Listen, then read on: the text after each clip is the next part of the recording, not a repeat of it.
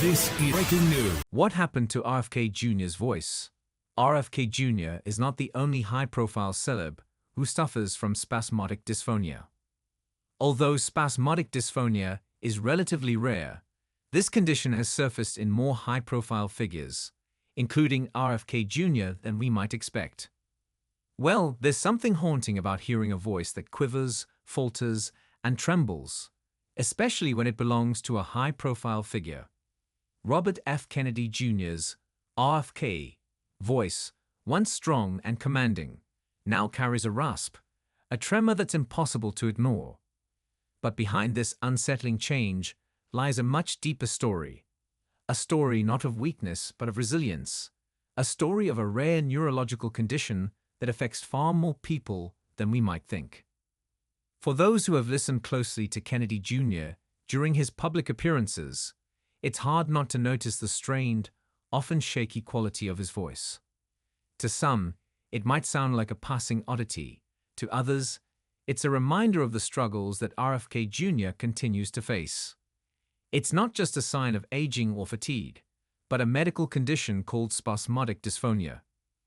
From actors to activists, several celebrities are fighting similar battles behind the scenes. What is spasmodic dysphonia? What happened to RFK Jr.'s voice? Spasmodic dysphonia, SD, isn't just a quirk of the voice, it's a serious neurological disorder. There are two main types of SD, adductor and abductor. RFK Jr. has the adductor variety, which causes his vocal cords to press together too tightly during speech per time. This leads to a voice that sounds raspy, hoarse, and sometimes even broken, leaving listeners to wonder if the speaker is simply exhausted or if something more serious is at play. While the exact cause is still somewhat of a mystery, experts believe that SD may be triggered by things like respiratory infections or periods of intense stress. Genetics may also play a role, though it's still unclear how much of an impact family history has. For Kennedy, his journey with the disorder began in 1996, when he was diagnosed at 42. Despite the fact that his condition has become widely recognized, he's candid about how much he loathes hearing his voice.